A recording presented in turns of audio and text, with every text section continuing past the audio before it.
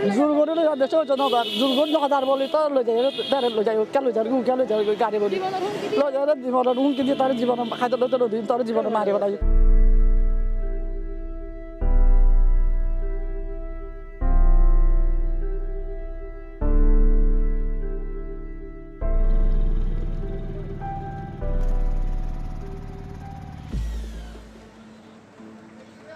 तस्वीरें बांग्लादेश की हैं और ये लोग हैं रोहिंग्या शरणार्थी। दरअसल बांग्लादेश इन रोहिंग्या शरणार्थियों को देश से बाहर निकालने की कोशिश में है। उनको देश से बाहर एक आइलैंड पर शिफ्ट किया जा रहा है, लेकिन लोग जो रोहिंग्या रिफ्यूजी है वो जाना नहीं चाहते, लिहाजा वो इस तरह की तस्वीरें आप देख पा रहे हैं। वो रो रहे हैं और वो कोशिश कर रहे हैं कि किसी तरह उनको देश से बाहर ना निकाला जाए। लेकिन बांग्लादेश की पूरी कोशिश है कि जिस तरीके से एक रिफ्यूजी क्राइसिस बांग्लादेश में बन गया है, रोहिंग्या की वजह से रोहिंग्या क्राइसिस बन गया है। करीब करीब 1 मिलियन से ज्यादा रोहिंग्या बांग्लादेश में रह रहे हैं। वहां पर अब वो बांग्लादेश के तमाम हिस्सों में फैले हुए हैं। उनको अब किसी तरह देश से बाहर निकाला जाए। शुरुआत में बांग्लादेश को उम्मीद थी कि धीरे धीरे जो UNHRC है या UN की मदद से उनको वापस भेजा जाएगा, लेकिन UN से कोई मदद नहीं मिली।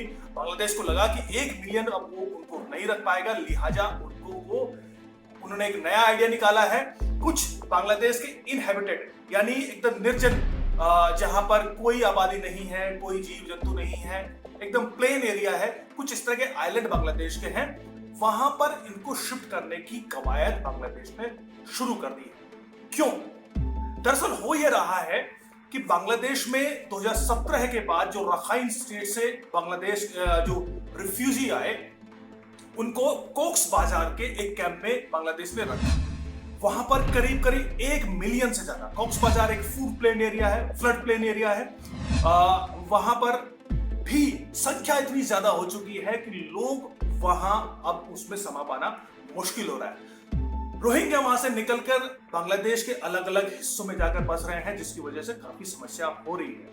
समस्या ये है कि क्राइम बेहद बढ़ रहा है। समस्या ये है कि उनको जो रोजगार है वो बांग्लादेश नहीं दे पा रहा है। समस्या ये है कि बांग्लादेश से निकलकर अब वो दूसरे देशों में घुस रहे हैं, जिसका दबाव जैसे भारत जैसे देशों का दबाव भी बांग्लादेश पर है। लिहाजा बांग्लादेश ने रोहिंग्या से निपटने के लिए एक तरीका इजाद किया है। तो आइडिया ये है कि बांग्लादेश ने कुछ आइलैंड्स को आइडेंटिफाई किया है। मसलन एक आइलैंड है भाषण 4।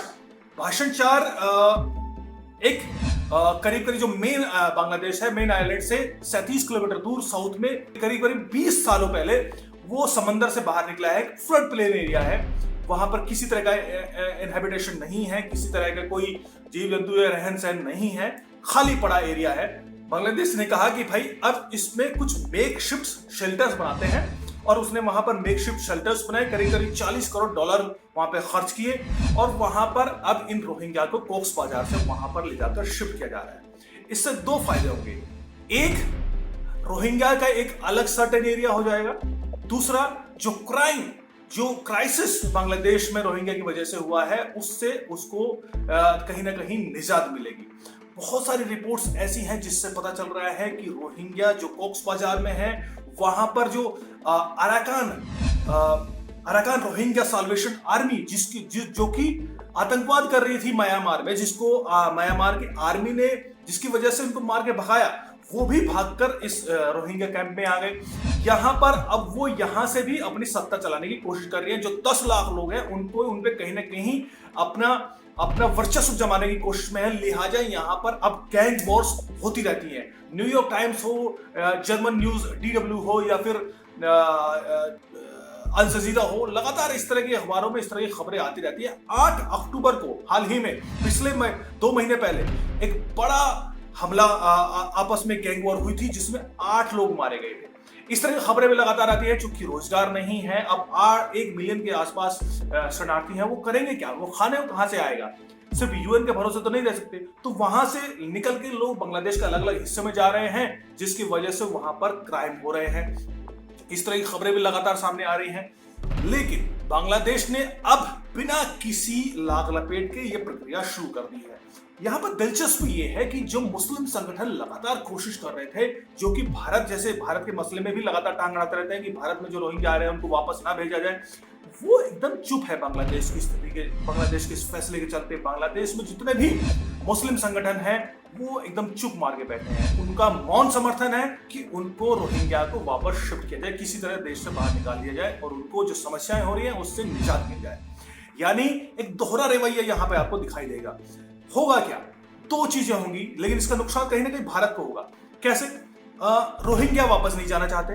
रोहिंग्या चाहते हैं कि वो बांग्लादेश में ही उनका अलग अलग जगह शिफ्ट किया जाए। अब बांग्लादेश उनको शिफ्ट नहीं करना चाहता, तो हो ये रहा है कि वहां से लोग निकलकर दूसरे देशों में जाने की कोशिश में जुटे हैं। दूसरे देश कहां जाएंगे?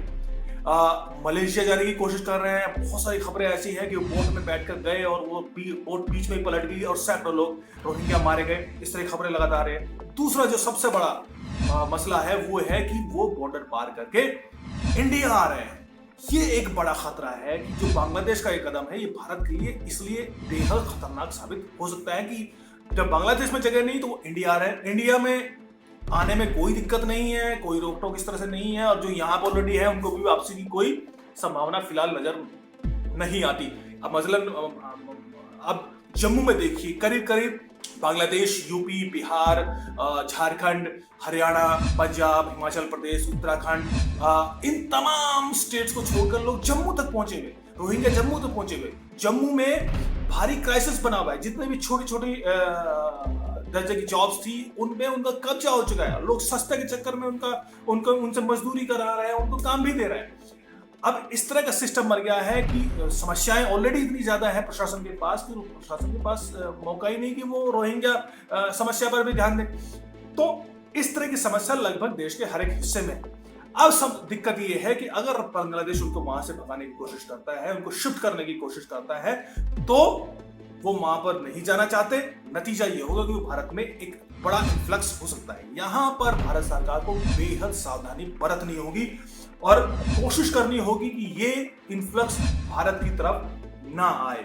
लेकिन यहाँ पर सवाल उठता है कि वो उस आइलैंड पे क्यों नहीं जाना चाहते? देखिए, आइलैंड पे इसलिए नहीं जाना चाहते कि फिलहाल तो फ्लड प्लेन एरिया में भी है, वहां पर भी बहुत बड़ी समस्याएं हैं। लेकिन जो एरिया जिस आइलैंड पर वो शिफ्ट करना चाहते हैं, दरअसल वो 20 साल पुराना है, समंदर से 20 साल पहले निकला है। और कुछ भी हाई टाइड्स के समय पे या फिर साइक्लोन्स जो लगातार आते रहते हैं, और अगर बारिश होगी तो पानी बढ़ेगा, तो उसकी जब बारिश के टाइम पे भी फ्लड काफी बाढ़ की समस्याएं बांग्लादेश में हो जाती है। तो उसकी वजह से वहां पर कहा यह जा रहा है कि ये रहने लायक है ही नहीं। लेकिन बांग्लादेश कहीं ना कहीं एडमेंट है, वो इस समस्या से निजात पाना चाहता है। वो चाहता है कि भाई हमारी जो बढ़ती हुई इकोनॉमी है उसमें किसी तरह का बाहरी हर्डल ना हो। जो लोग हैं ये हमारी समस्या नहीं है, इनको किसी तरह से बाहर निकाला जाए।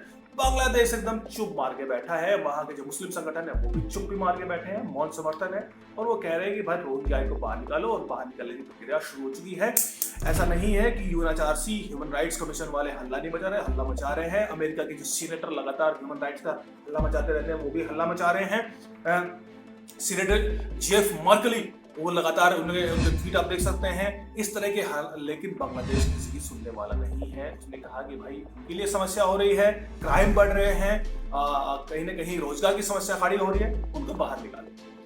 अब यहाँ पर भारत की भूमिका दिलचस्प होती है कि क्या भारत इससे सबक लेगा, या फिर इस फैसले की वजह से भारत में जो इन्फ्लुएंस आने की आशंका है उस पर भारत किस तरह से कार्रवाई करेगा। ये एक दिलचस्प देखने वाली बात है।